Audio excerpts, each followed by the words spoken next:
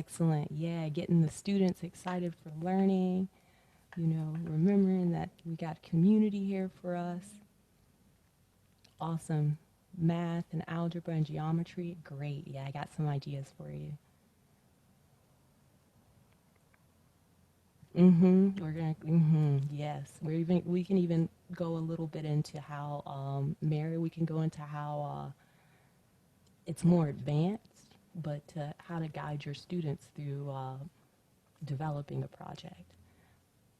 Find some ways to highlight learning happening at home with state and district. Yes, yes. I have like some home projects that making distance learning meaningful, being open to change. Wonderful. Introducing learning activities beyond worksheets, particularly for young children, kindergarten. Yes, now that is this today I'm going to focus a lot more on the upper grades. Uh, However, Danielle, if you email me and I can send you some resources, be patient with yourself. Yes, go Heather. Asija, supporting families with project-based learning. It's something a lot of I'll share some of the projects with you that I've been thinking about that I think parents would really enjoy too. Excellent. Thank you so much everyone for sharing. You can keep throwing those in the chat. You can also just write them in a little notebook. You know, it's really for you. And so you can write that down. It's something great you can revisit kind of at the end of the year. And let's keep on moving. So, so what is project-based learning? Wikipedia says that project-based learning is a student-centered pedagogy that involves a dynamic classroom approach in which it is believed that students acquire a deeper knowledge through active exploration of real-world challenges and problems. Okay, so that's the gist of project-based learning. So the key parts are student-centered, right? And a dynamic classroom approach. So we're not just relying on one tool or one way to share information, but we're engaging the whole classroom. And real world challenges and problems. And that is where, like, well, we're going to get to that in just a second. That is what I'm all about, is how do we, you know, feed two birds with one worm? How do we educate our youth and prepare them to, like, go into their community and be civic leaders? And we got a lot of problems right now in the communities that are keeping that hold our communities and our youth back from reaching that goal. So how do we address those problems right now, and how do we empower our youth to address it with the tools and resources they need to address those problems? That is why I love project-based learning.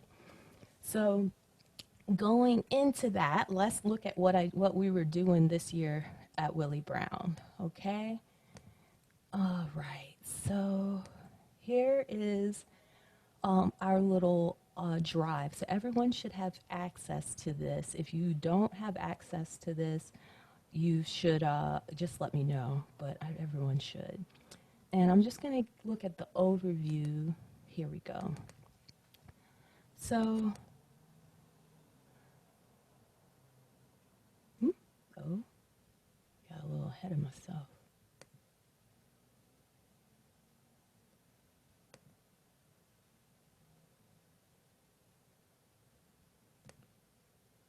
Okay, close this. All right. So here is here are a few projects that I planned out. And so what I did first, and what I've started doing just to help me organize.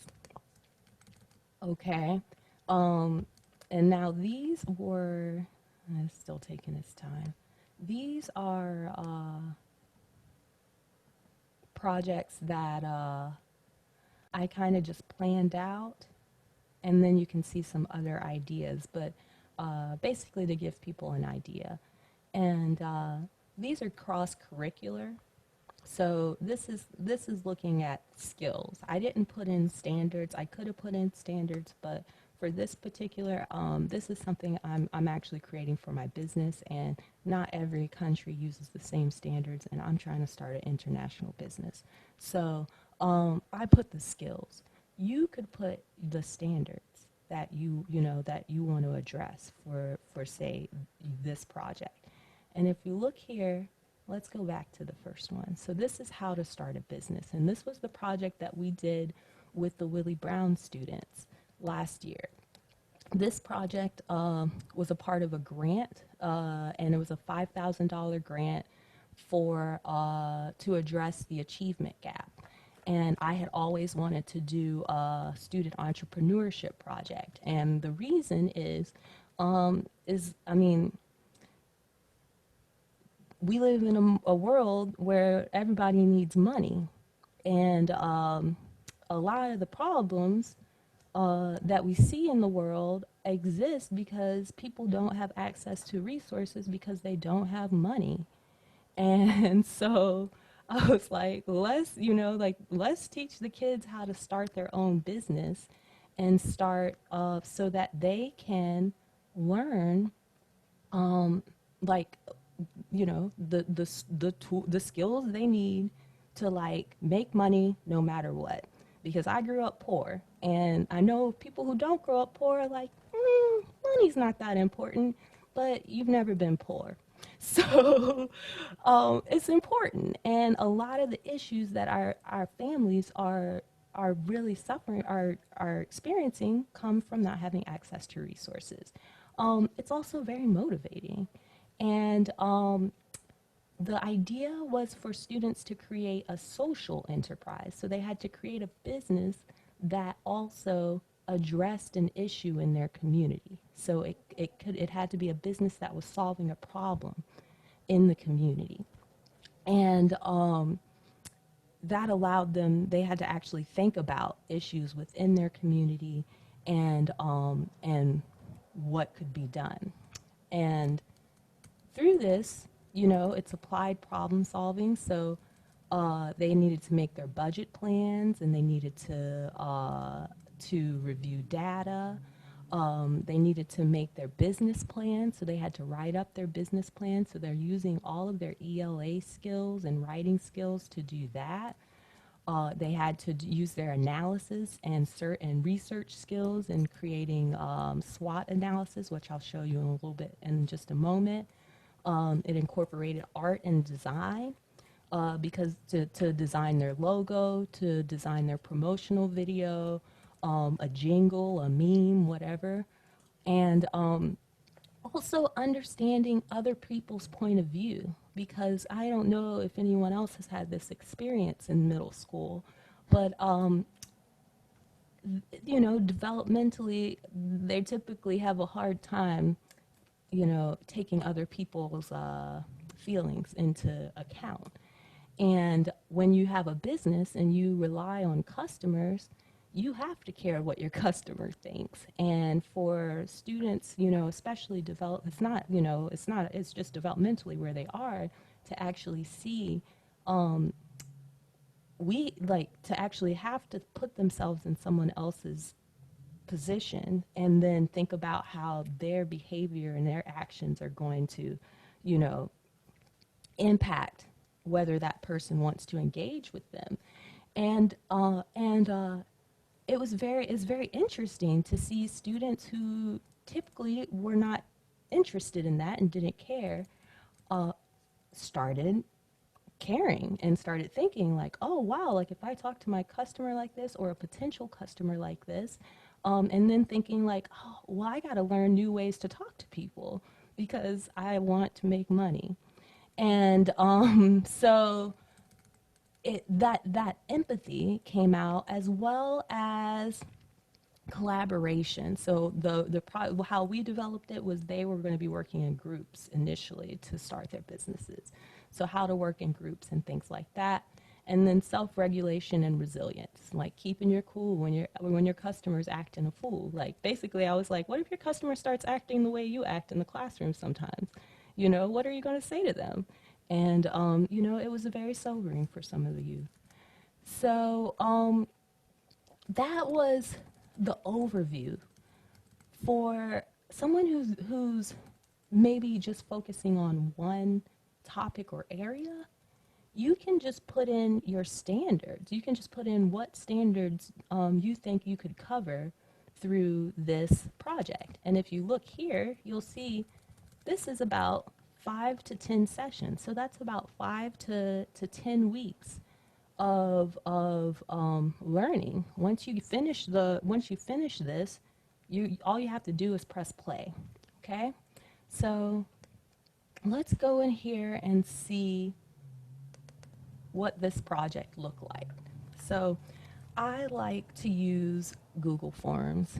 I found them to be great for organizing my projects because I could make a form for each day, and all the information was going to be sent to me. I didn't have to, you know, chase down people for paper and stuff like that and lose paper. And so I really liked this for accountability for both me and for the students. And what I did at the beginning was just how do we just make our rules and expectations, okay? Because it's much easier if the students decide on this, and I'm sure you've talked about this in other workshops.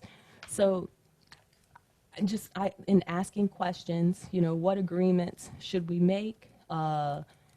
Is it fair for students to participate in the program if they're being unsafe or not doing work in their daily classes? This was an after-school program.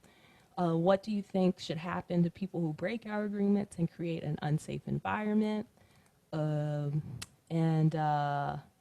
Each group will have a job, so, you know, putting in the group jobs and roles, okay? And so the best thing about that is once it's done, everyone can put in their information, and then the following class, I was able to just review what people wrote, and we could put that information together to make our class agreements. And we voted, and they decided on how they wanted it to look. The other thing is we found out that there was another grant available, and this was actually a youth-led grant. And I don't know if they're going to have it this year, but keep it on your radar. Bling, and Tierra Christian was our person who came and spoke with the students about it. So that link is actually right here, and that's the Bling link. And that was they had $5,000 and $10,000 grants. And so the students shared, this was a little video, so you can put in your videos and things like that. And then I would just connect, you know, a few questions to go along with each video. And then she was also coming in to speak, so some things that they learned from the speaker. And this was a form I created after the workshop, so I created a little later, so we don't have the responses. So that was the first part, just kind of getting the group roles and expectations and giving them a little, you know, some ideas of other, you know, youth who've organized to, let's see what's going on there. And so here we're finalizing. This was day 2. And then we're finalizing our agreements. This is key at the beginning. You can copy this and use it as a template, or you can create your own. However, it's important. And then also business ideas. So I tried to pull in as many, you know, as much that was relevant to the students. So this is actually a kid who's making cash on YouTube. He has a bunch of videos and things like that. I don't know how much money he's making, but probably more than me. So so I wanted to share that so the kids can think, and he made a video on, like, here are some ways that kids can make money. And they were working in groups. So then after they watched that video, they started brainstorming what they might want, some ideas that they had. Then choose one of those ideas, and this is where your analysis. So as a SPED teacher, a lot of, there's a lot of different types of learning. And analysis is a higher level of learning. You have to actually like take the information and churn that information and, create something, come up with a new idea out of it, or something like that. And so it requires quite a few skills. And so students need quite a bit of practice on analysis. And so this was a way so they first started by analyzing a different business. So maybe a business that they wanted to model their business off of. And then they do their SWOT analysis on their own business. Okay. And then coming up with their business name. So that was day 2. All right. And I want to show you, let's see, how are we doing on time? Okay, we're going to take a break in just a moment. And I'll show you the last 2 really quickly, and then we'll take a break. So then, of course, with a business, the next thing you need to learn how to do is to brand your business, okay? And so here, I think that was a repeat. So here we've got our logo design. This is getting to your arts, your arts and extension and things like that. Your business logo. What problem does your business solve in your community?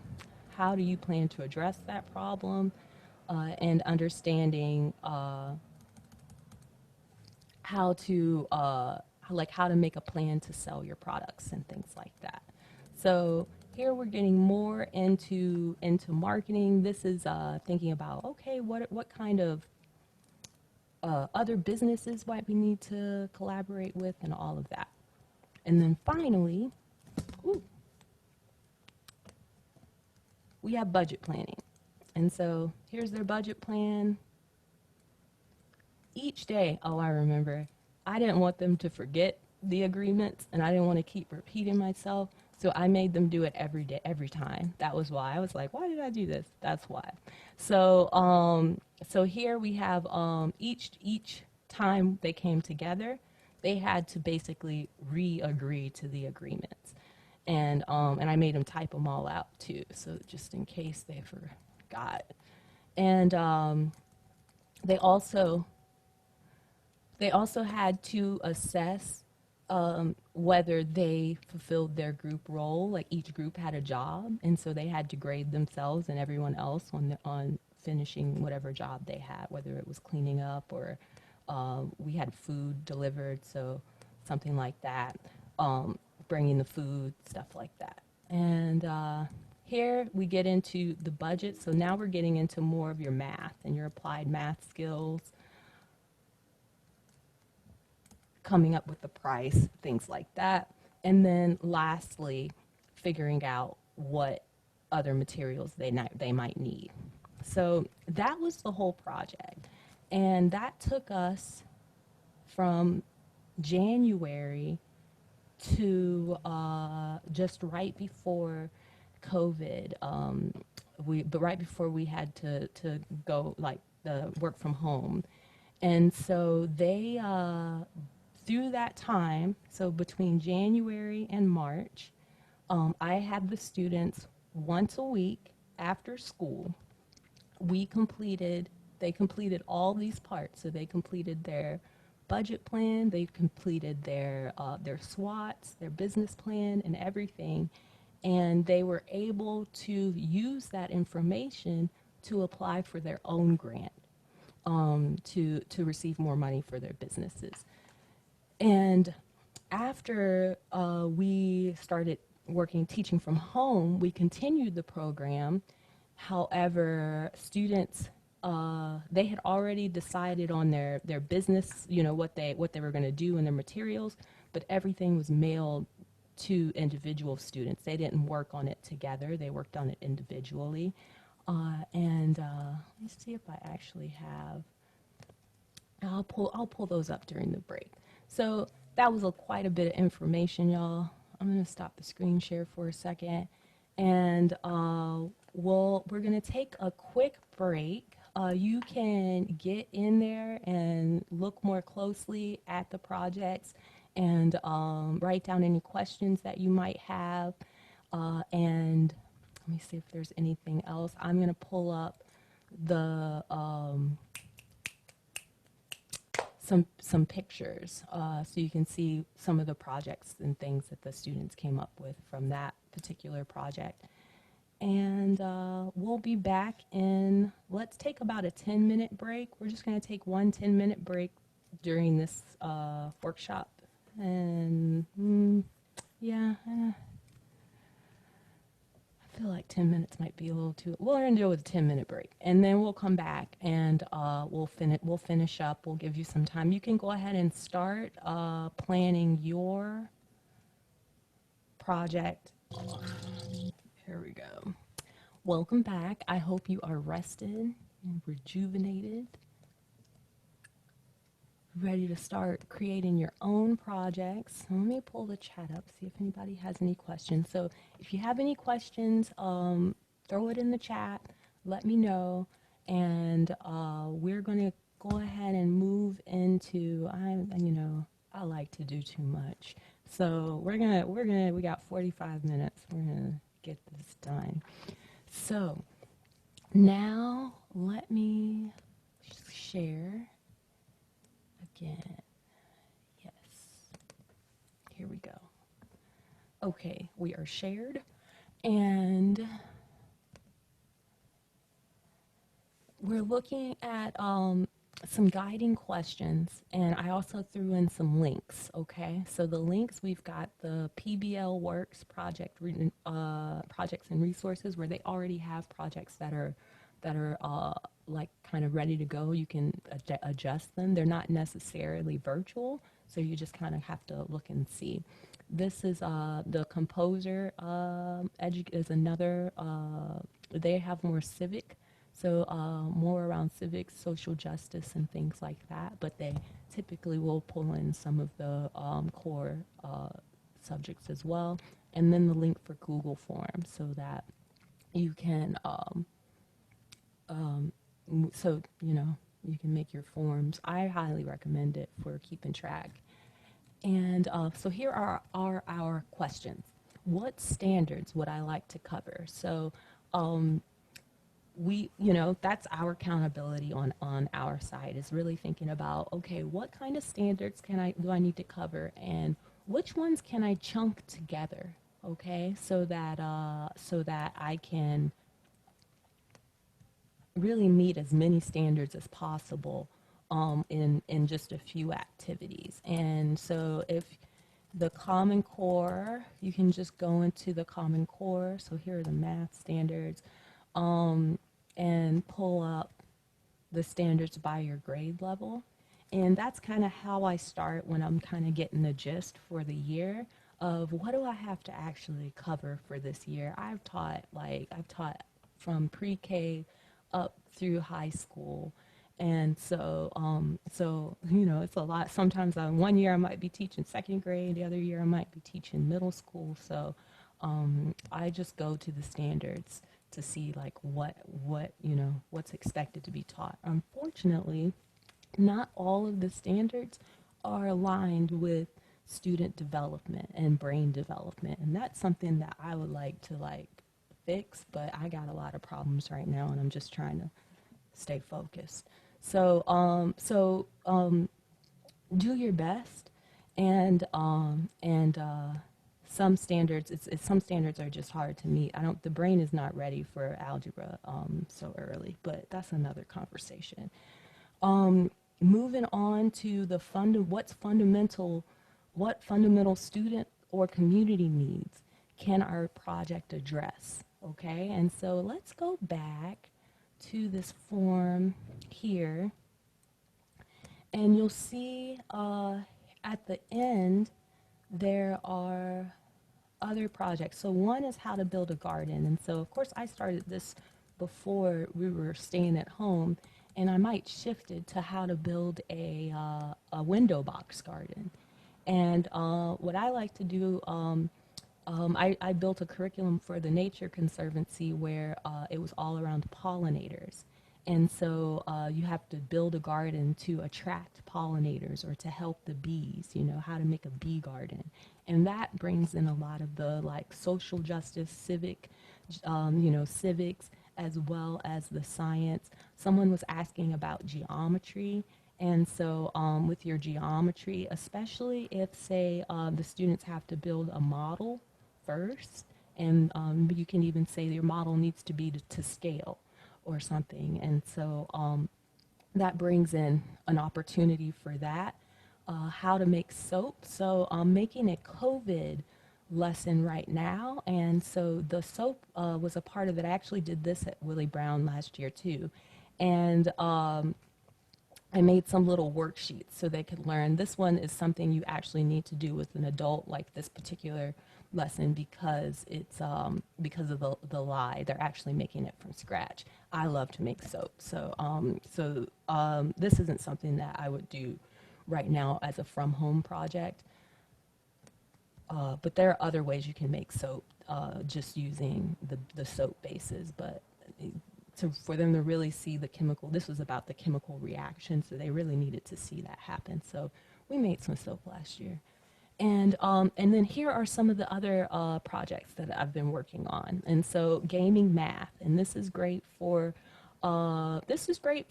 most grade levels. I think the youngest grade level I've done gaming math with is probably first grade. And what we do is come up with a game to practice a skill. And for the older students, I actually have them identify the skill, and they make a game to teach a skill, like a fourth grade, like the middle school students would make a game to teach a fourth grade skill. So maybe they would teach a game to teach multiplication. And this was all done through a Google form too, but I have to redo it. And interpreting data for justice, that one is I created, and that one is actually fillable PDFs. And throw it in the chat. Let me know if you want to learn how to make a fillable PDF. It's super easy. I think I could fit it in today. Creating music and podcasts to share your unique vision for the future. And we all have access to Soundtrap, and I love it. I actually used it last year. I made a after-school program that I was like doing for a private school. Soundtrap.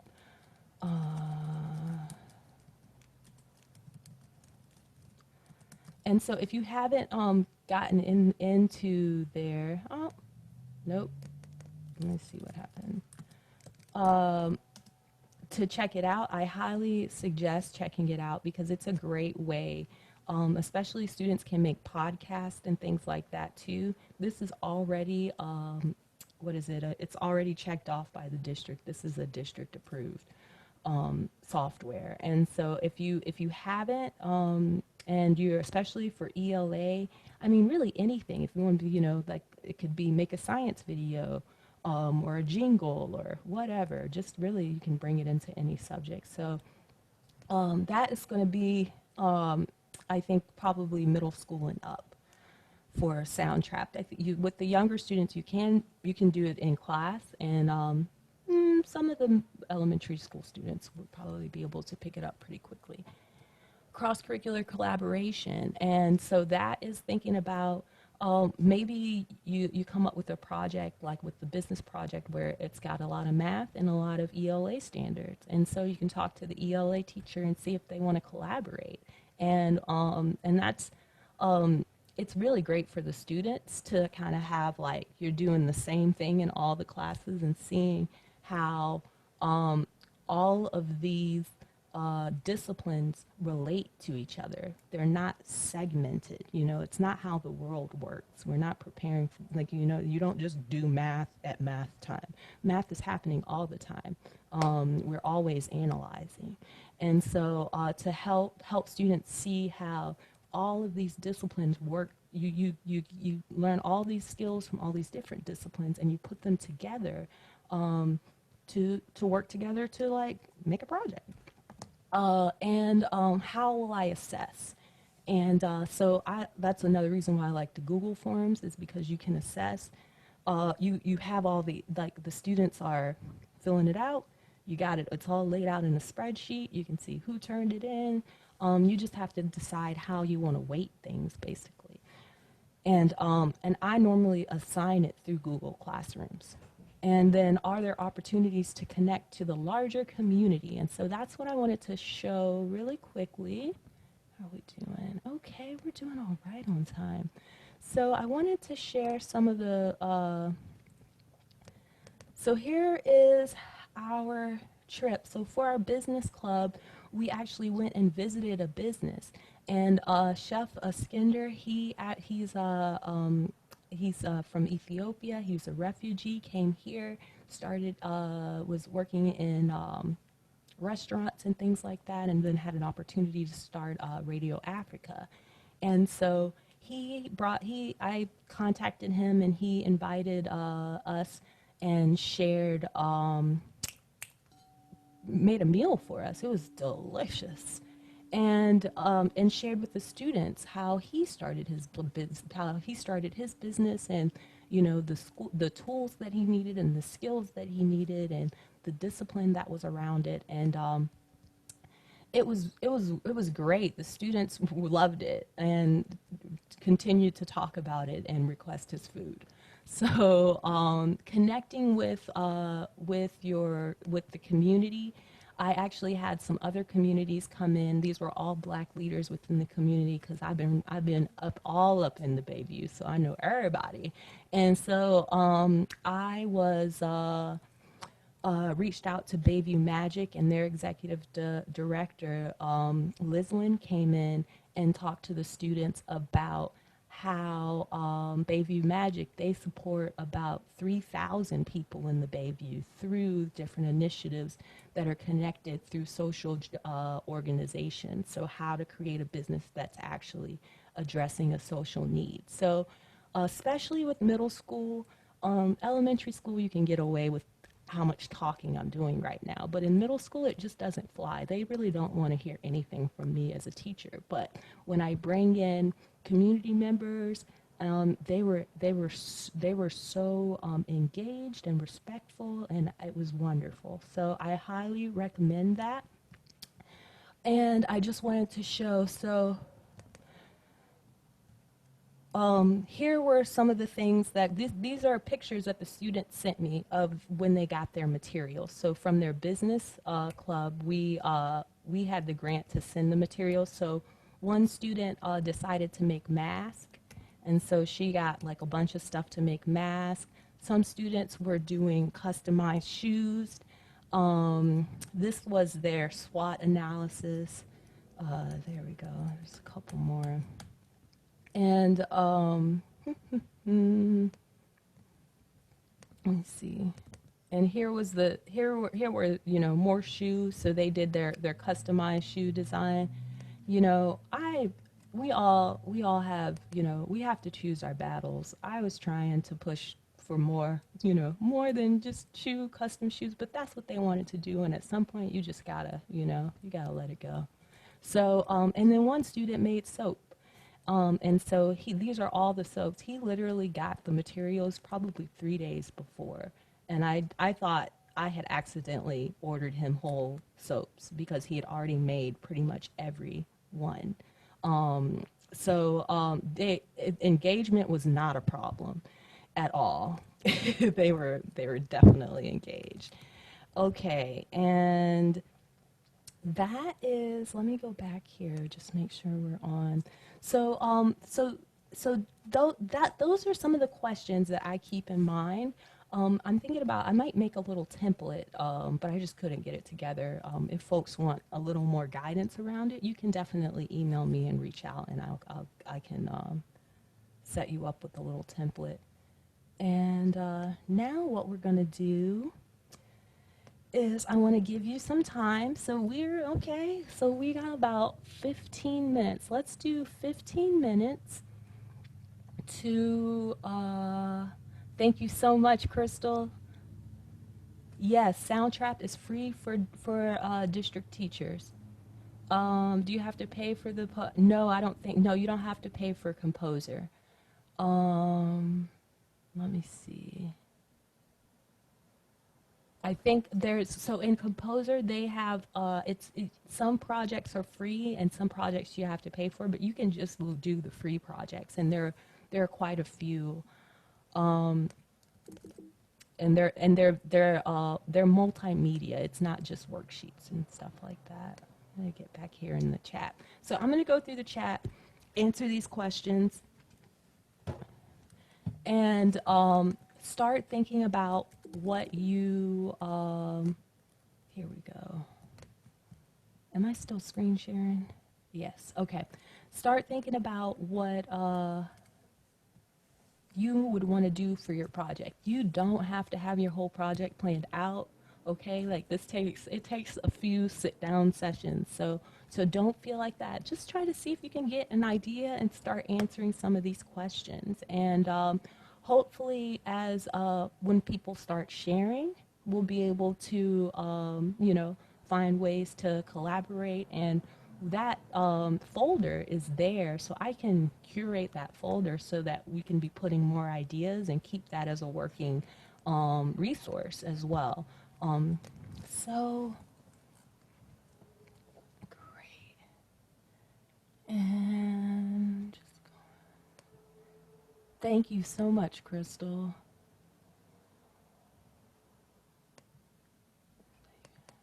Oh, got it. Kenyatta, did you want to see more um examples? Just let me know. It was what you had, but sorry about that. I'm trying to go through and look at the PBL Works resources um, and see. But I like what you had with the business, and I saw that that was January to March. Ours is a little bit um, different. I'm trying to look for some kind of mini projects that could bring students together. Nothing as long as January to March would be a pretty long project. Mm-hmm. Now But that particular project was I only saw them once a week for after school. So okay, okay, that was why if you were seeing them more than once a week, then which I don't know what that's going to look like. Actually, you might just be seeing students once a week with the virtual learning. so I guess this question, you that was the middle school you taught at, correct? Mm-hmm. I guess the key thing would it'd be interesting to know what students that I've had that you may have had, um, what their Oh, where are you? I'm at Lincoln High School. Oh yeah. Hold on. Lincoln. I'm not sure if any of the students who were in that particular project, who did that particular project, are at Lincoln. Let me check with them. Okay, But and if they were, they could keep working on their like they're like once you get started, they can keep working on it and be more like leaders and guides. Um, right. But they could either work on that, or if we have something else, since they already have that resource, that gives them a kind of a elevation that they're already familiar with, and they can be student learners. I think mm-hmm. And helps. and you can look through that project and just pull the pieces Right. too. So maybe you would just want to focus on what grade or what subject are you teaching? I have algebra and geometry, and algebra one is primarily ninth graders, so it'll be incoming the eighth grader. Oh yeah. So maybe if you maybe doing the budget.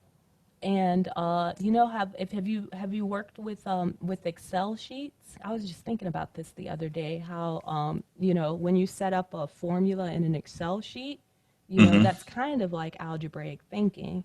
And so you could just do the budget part, and you could give them the other information. Like they wouldn't have to go through the other information. You could just say, here's the project. Like we have a business, and it's here's the business. What kind of materials are you going to need, and what is your budget sheet going to look like, and having them focus more on creating their formulas and express in their Excel sheet, because that would meet some of those math standards. Well, that'll work once we have incorporated the anti-racist and all of that on the front end. What your project, I look one step further, is that's starting up the business. Now we look for the the application of, let's take what happens with COVID, of how will your business survive? What Ooh. graphs look like, not linear, where yours could potentially be linear programming, where now we could be dealing with the exponential as well as the linear functions, and what things can you do. So if you take your SWOT analysis, having to come up with ideas to where their business can thrive, or also look at what implications government would have on their business. So your start allows a lot more once they get to high school to take that, so much further. And what we're going for, it's applicable to what the kids are going through or Yes. going through. Awesome. That's great. I love that idea, and getting into that higher and how to like and making projections, and oh, that's wonderful. Another thing that I was actually just talking with. So I just started. I've been doing the stock market, and that's actually the piece I wanted to add to the end of this lesson, was because in doing in when you're I'm investing in the stock market, I have to be following businesses and looking at their trends and looking at their charts and studying the data and making projections. And so that's something that there's a couple of free tools where students can you can have a simulator, and so you could make your trades, and using your analysis skills. So that's another way of that. But I love what you just said too. If you come up with an easy program for the stock market, let me know, because that is a lot to keep up with. Oh, you know what? Hold on. I'm about to make. While we talking right now, I think I might have made another $100. Um, but yeah, it's yeah, that I'm working on that this year. So I'll definitely send me an email. I'll email everyone I have in the sched with my info, and I'll let you know once I get that done. All right. Anybody else got any questions? Hey, how's it going? Hey, Um, Ben. I was wondering, I sent you an email, but what other resources you might think would be good for scaling this to like a K through 2 band? I work with little ones, and a lot of this is out of their range for now. Yes. And so for the K to 2, let me put a little more thought into it. And because I had really prepared for older grades for this particular presentation, and what I've been thinking about for the younger grades is more family projects, and so that it would be the the parent, like how like something that would be interesting to both the child and the parent. And so that's been my and I I'm not sure if the PBL, if they actually have any check there and see if they have any for younger grades. Sure, I can talk a little bit. Sorry, my screen is off, but I like have But yeah, so I am in K1 in the Bayview, and I am just trying to think of ways to do project-based learning for my families. And I was thinking just kind of something to get them started into it. Like maybe the first 2 weeks is like, what are we thinking about school, and kind of having like a broader question for them and their families about what do we want school to look like and why. And then that's my hook to get the parents in a little bit, because completely honest, the first round of distance learning was really rough for my families, and I get to loop up, and it was rough for me. Like we were all just trying to figure it out. But we've had a lot of great conversations about what works and what doesn't. So just trying to bring them into the conversation more about what do we want this to look like for us. And really like based off of those conversations, letting them lead the way and then trying to find ways that I can link the standards. So I think that's the part that I'm nervous about, is like, how do I link the standards if I'm truly letting them take the independence and autonomy of it? Mm-hmm. I think like that piece is where I'm struggling at. Like I'm super excited about having them design it, and they could tell me like, oh, we want to do Zoom every day, or we really only want to do Zoom in the afternoon, or what does it look like on Zoom? Is it okay that our screens are off? But then like pushing my first graders, like, do you want to make a TikTok about it? Do you want to make an Instagram account? Do you just want to draw pictures, or someone take pictures of you at school so you can show to somebody else?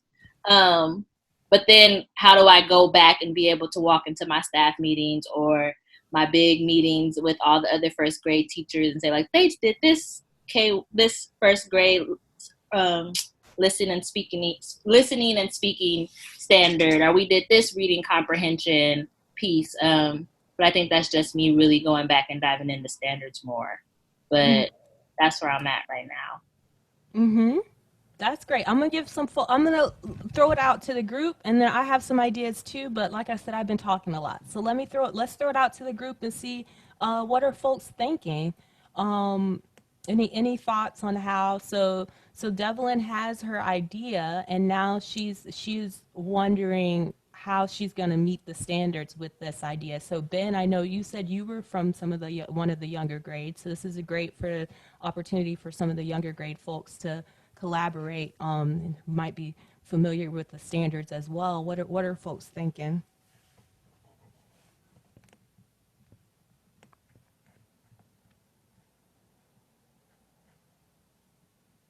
All right, I'll start. Oh, go ahead. Go ahead. So glad. I think that sounds really cool and meaningful, since I think as educators, we're all thinking about what could school be in this time too. And I know with K1, mostly they need to write like a basic sentence, and it's really great if they can ask and answer questions based on something.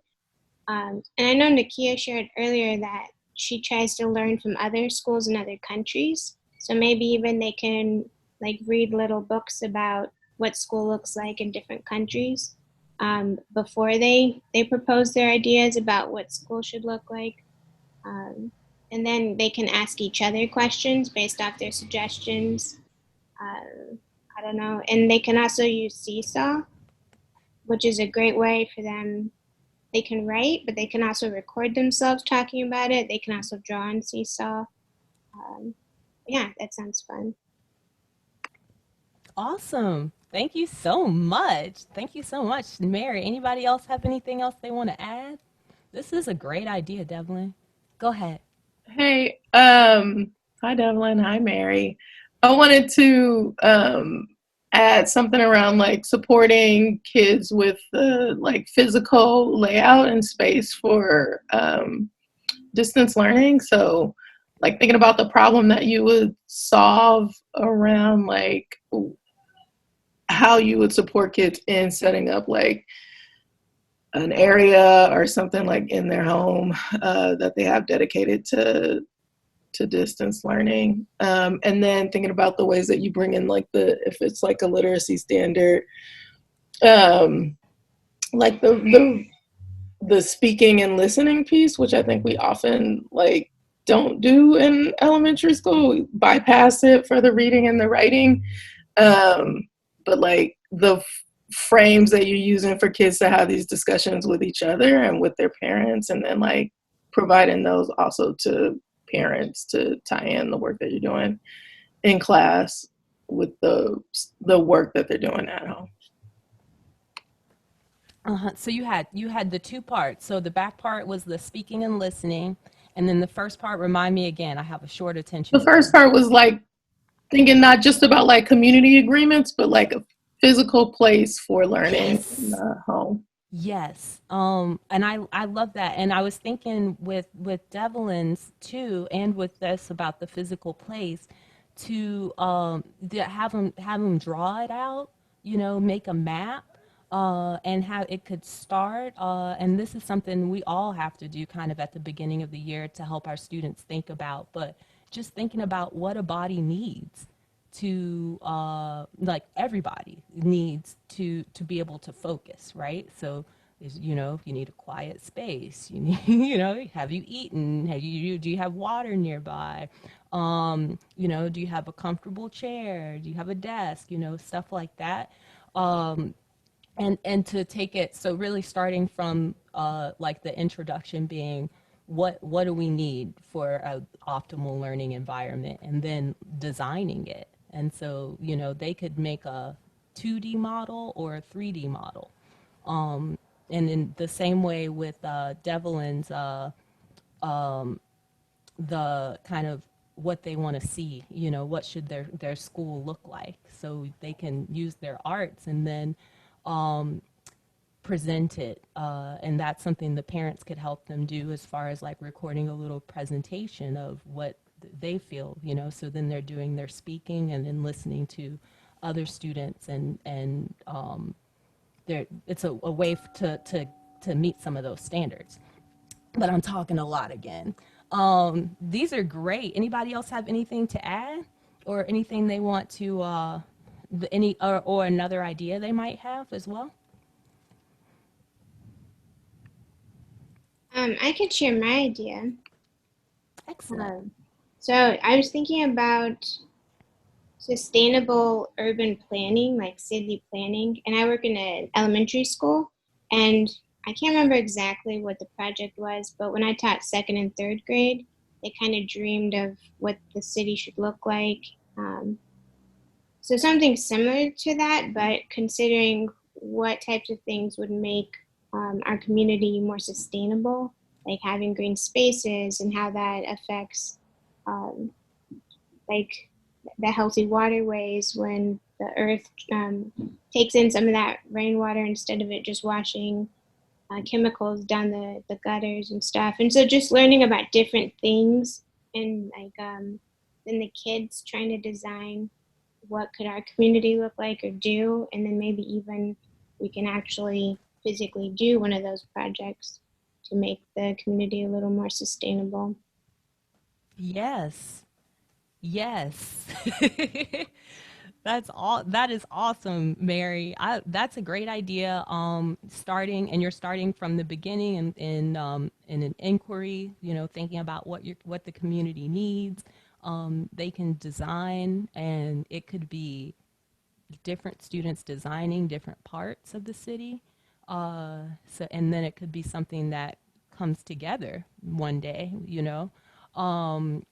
I think that's great. Who does anyone have what are folks thinking?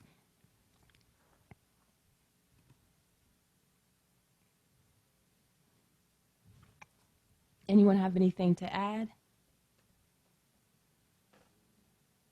I'm just wondering about like input and what we're providing for students, and thinking about the Bayview and like examples of sustainability that already exist there, like historically and currently. And then yeah, I guess I'm just wondering about that, and like how we affirm like where kids come from, while also like keeping an eye towards how things can be improved. Acknowledging the work that's been done. And yeah, yeah. I think that's great. Connecting with a project like that, you connect to the local resources. So there's a ton of organizations that are already doing work in the community to better the community. It could also be thinking about, like, say right now the mayor has said that they're going to reallocate funding to the Black community from the police. And so it could be something like that where it's like, oh, well, we're going to make a proposal that we will send to the mayor of of what we think it should look like. And any of those projects, it starts by looking at reaching out to the organizations that have been doing that work and connecting the youth to these organizations and these people, so that they can see what work has already been done and assess, okay, where are we now, what's our baseline, and then they can set their goals.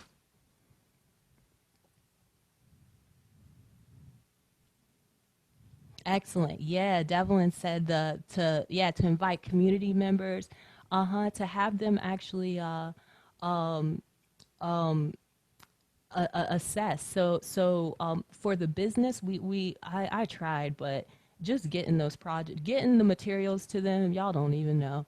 So, anyways, the plan was to have those same people, the businesses and organizations who came to speak to the youth, we're going to assess their project plans at the end and give them feedback. So I think that's great to, members who have town halls and inviting the supervisor um, to engage with the youth, so that the youth start to feel empowered, like their thoughts and ideas matter. Okay, all right. So send in, please send in. We're coming to time, so we got to stop. But thank you so much, everyone who shared. And I love to hear any other ideas that folks have, or if you need any guidance. For now, I'm just going to keep that folder open, and I'll be curating it and trying to make it a usable, resource.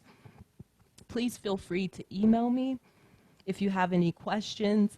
Someone did put in the chat that PBL, their website does have some K to some early elementary projects as well. So please have a look at that. And I would love to get some feedback, and I wish I had made a form.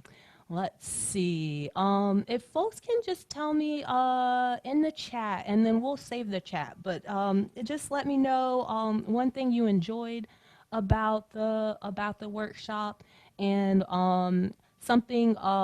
Say we were going to do a part two, right? An advanced version. What's something you might want, something you might want to know more about or be more curious about, or any suggestions that you have. I won't take it personally. I love to learn.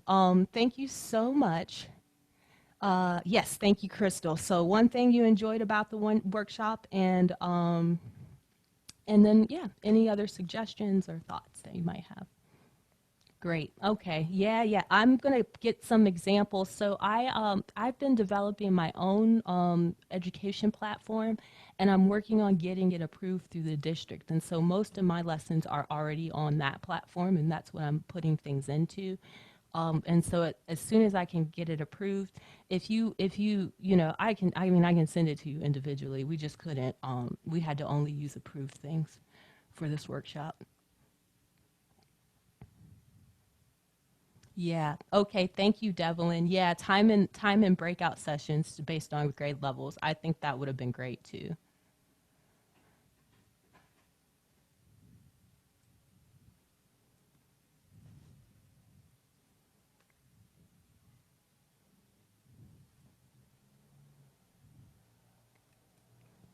All right. I got to figure out how to do the breakout sessions. Y'all are going to push me to do my best. Okay. So yes, next time we'll have some breakout sessions.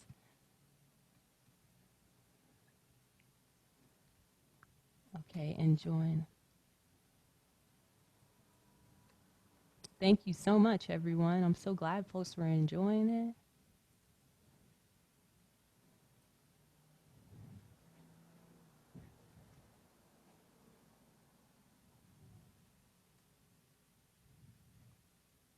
Yeah, that's what we would go into. That's definitely Mary, getting into more of assessment and some different assessment approaches.